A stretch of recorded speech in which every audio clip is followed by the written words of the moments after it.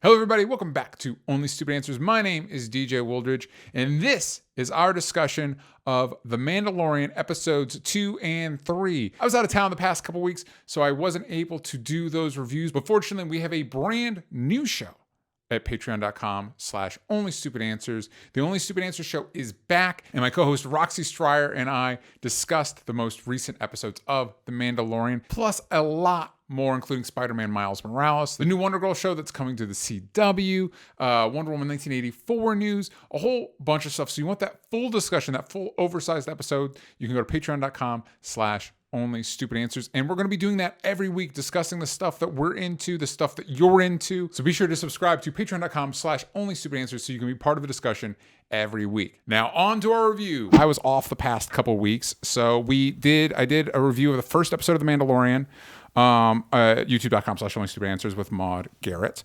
But there have been 2 episodes since. Oh, name drop.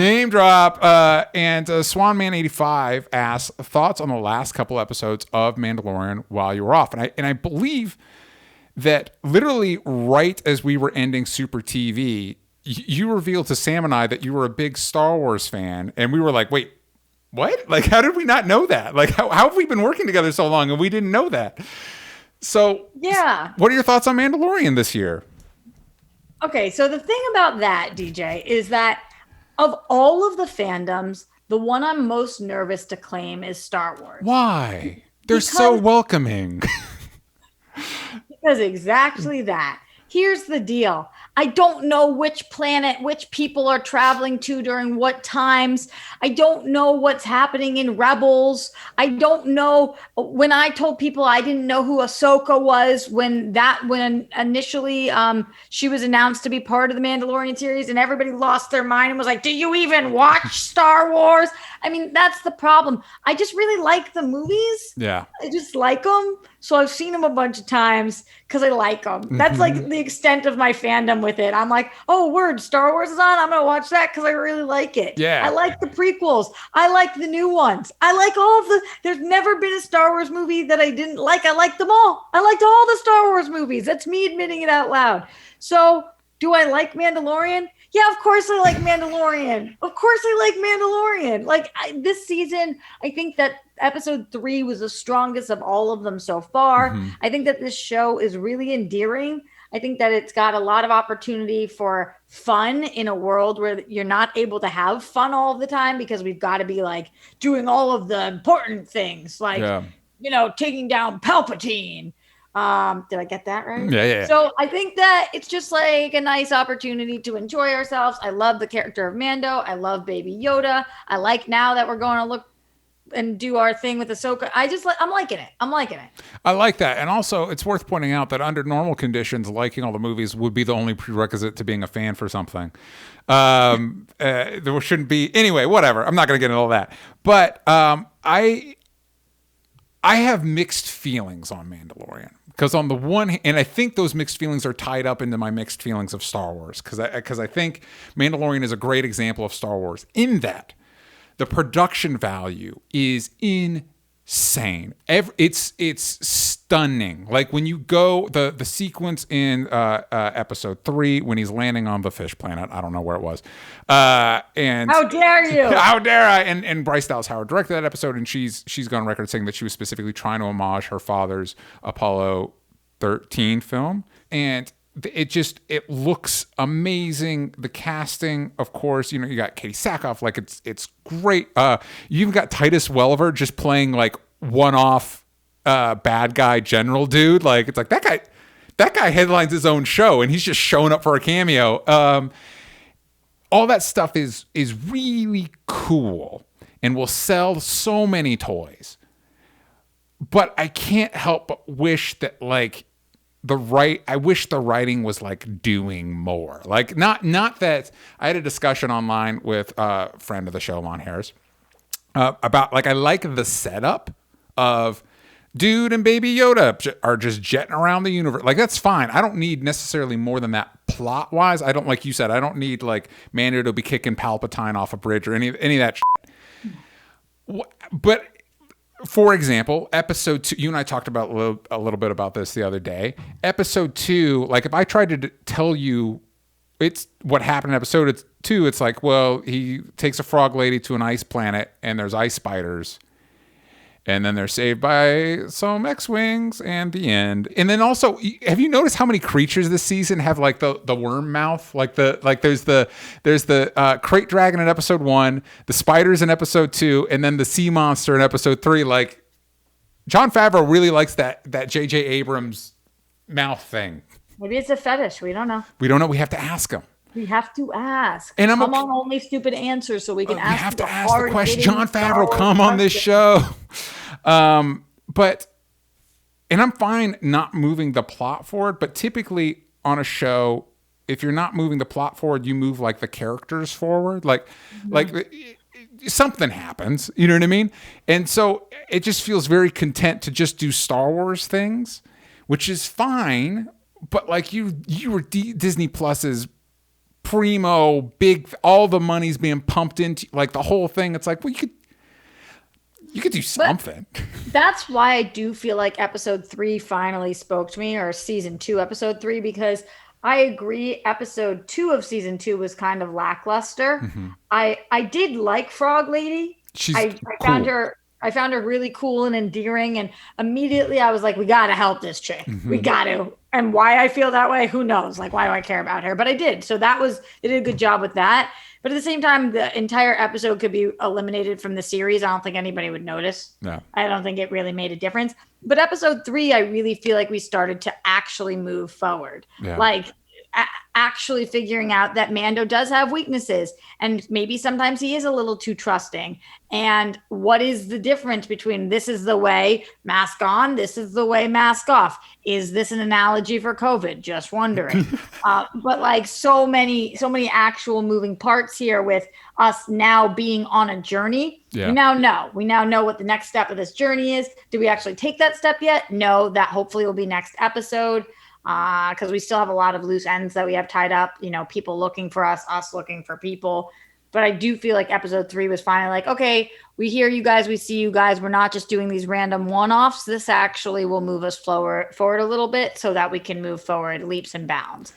But it's only 8 episodes this season, right? That's what I'm saying. It's not like, we watched all those CW shows. When you're trying to pump out 20 episodes a season, it's fine that one of them just like, here it is. You know what I mean? Like, but you got 8 episodes, you could do something. And I also kind of think the characterization of Mando is pretty thin. So it's like this, take the opportunities you can to flesh out who this person is, especially since poor Pedro Pascal doesn't get the opportunity to emote past his helmet, which is tough.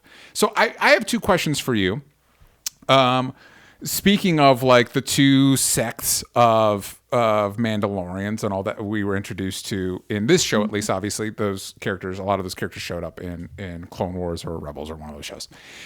Which I didn't watch. How dare I? How dare you watch all 250 episodes of those cartoons? Anyway, how badly do you think Pedro Pascal wants to be able to take his helmet off? And also, as somebody who's also watched Doom Patrol, where 2 of the characters are physically played by actors and then the voices are actors, how often do you think Pedro Pascal is on set? Because they make it sound like he's always on set, and I'm assuming he's never on set. I'm hearing not very often. It would have to be, right? He's an actual star. So that goes to point 1. I think if Pedro Pascal had to be on set every single time that there is a Mando scene, then I think that he would be probably in a different contract. Like, I think that's a different ask than what he's in. So I don't think he's upset about it, because I think it's his way around things. But I do think at some point we're going to have to, if we already know it's out there right now, this is the other way. Yeah. This is the way in which we see our faces, because I don't know in Star Wars lore who people think are right or wrong, but I thought about this so many times. It feels like a strange culty religion to have to keep it on and hide your face and not being able to be shown.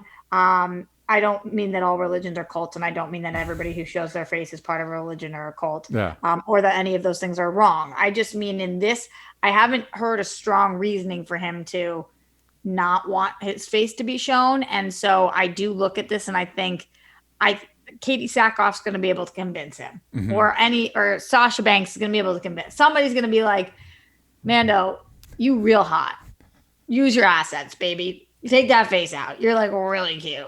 And at some point, I think we're gonna need to be seeing his face more often. But until then, I think he's sitting pretty and he's he's laughing all the way to the bank. Like I show up once a week, maybe do my VO stuff. I get the fuck out, and everybody circles around me and tells everybody that I'm there every day. It's great. I do hope that maybe we can do something with that, because I am a fan of the taciturn, man of few words, badass character.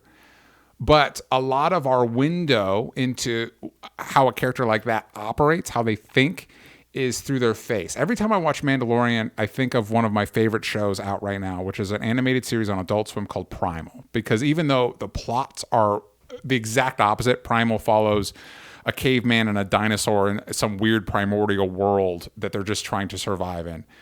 Those setups are very different, but the actual format is pretty similar to semi-nonverbal characters go on zany adventures every week. Like that's the same setup. But Primal gets a lot of mileage out of, this caveman character has such fixed features. And he's so grim most of the time. And every once in a while, they'll do this slow push in, and you'll see the slightest hint of a smile. And it's so powerful because of the way the show utilizes it. And Mando can't do that because of the helmet. Like it's not there. And he's not a hyper-verbal character like a Tony Stark or something like that. And the voice you don't have a voice actor like James Earl Jones that's able to command a scene through his voice alone. And so as cool as the visual of Mando is, it's like, let me see Pedro Pascal, because he's so talented, and you're just cutting him off at the knees about doing anything engaging with this performance. Yeah, I agree. And also handsome. Very handsome. Very attractive boy. So let's bust it out there. Also, a final question for you before we move on from this. How often do you think in this show we're going to go to Tatooine and have Mando not meet Boba Fett? I don't know. I feel like Boba Fett is I get surprised every week, because after we saw Boba Fett episode 1, that was episode 1, right? It was episode 1, yeah. I was like, oh, great. Now I know what episode 2 is. And everybody was like, oh, bitch, you stupid. And I was like, what do you mean? They were like, that's not coming back for episodes. I was like, no way. Then we go through episode 2. I was like, all right, episode 3 for sure. Boba Fett's coming. No Boba Fett. I'm feeling like episode 8 is when Boba Fett comes back. So how often? Not often. I don't even know. Some people are saying that was an Easter egg and Boba Fett's never coming. Well, there's talk of him getting his own spin-off series, which feels kind of redundant to me. But it is weird that it's like, wait, I'm almost wondering if it's going to be like a series-long gag that every season there's one episode where he goes to Tatooine and just misses Boba Fett. Maybe. And honestly, if they want to do that, I'm okay with it. I know other people are not, but I'm okay with it. Everybody wanted to get off Tatooine. Why do we keep going back to Tatooine? I'm like, because it's Tatooine. I get it. It's a little boring, but like, at least there's this weird monstery goobly gook that they probably spent $4 billion on. So much money on. So much money. And shot in IMAX, apparently. They shot that sequence in IMAX.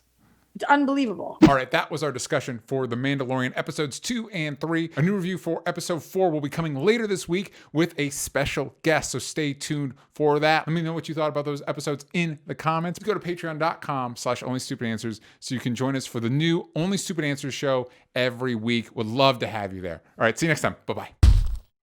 We're going to be talking about... This is Winona. There, okay. Hello. Did you want to say something? I got to do the show now.